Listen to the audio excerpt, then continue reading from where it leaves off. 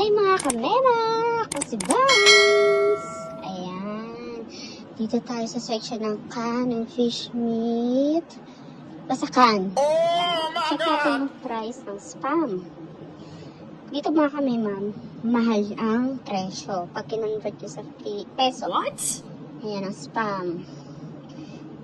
7.48 Canadian dollar yan, guys, ha. Hindi pa kasama ang tax dyan. Hiwalay ang tax niyan. 5% tax siya. Yung Vienna sausage naman, nasa $3. Pag kinonvert po sa peso, pa-convert na lang, may nako sa mata. Emotional Corned damage! beef, ayan siya. Tapos yung mga tuna. Ay, dito guys, ito, hindi ito yung pinaka-store talaga ng Canadian. Para tong ano, mga Alpha Mart Super A kasi ito. Ang What? malaking supermarket nila dito, yung Canadian Superstore. Mas mababa presyo dito. Compare dito, medyo mas mahal siya. Parang mga 7-Eleven ang presyo. Ang baliktad sa atin, Alpha Mart, mura, di ba? Pag sa mga SM, mahal. Pero dito, parang baliktad. Yung Alpha Mart, parang Super A, pero ang presyo niya pang 7-Eleven. Gets niyo ba? Kung di niyo gets, hindi. Huh? Siya, guys. Iba-iba yung tuna. Ito, may sardines dito. Yung sardines niya, hindi siya malangsa. Ano siya, ready to eat na rin to, guys. Mga healthy naman niya. Yun ang pinagkaiba. Healthy, less sodium to, guys. Tingnan natin kung may kan ba dito na pang Philippines, na pang Pinas. Wala. Walay. Ito lang. What? May hands, diba? May ano ko, may hands sa Pinas. Tomato paste.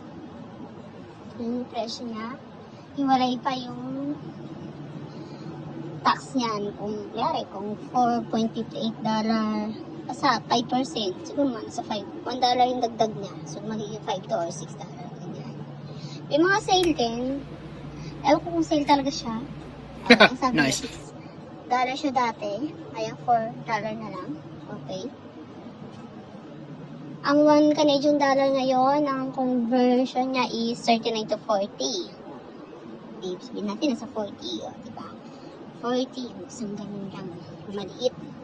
Pero may tomato paste, guys, $2. Oh, di 80 pesos. Mahal ang cost of living sa Canada, guys. Kaya, sinasabi na iba, sa atin mo sa Canada ka dahil malaki ang sahod mo. Pero di nila alam, mahal ang bilhin. Dararararam. Emotional damage! Pudes. Minsan may Lucky Me rito eh. Wala. Pero doon sa isang sinasabi ko nga na store, yung superstore, meron siya. Kadalasan is mga Indian noodles and Korean noodles. Ayan. So, yan ang muna. Guys. Yan ang muna, guys. Bye mga kamema. Next, yung ating hygiene, mga beauty product, mga karne, meat. Tignan natin, check natin next time. Comment na kayo. Comment na kayo.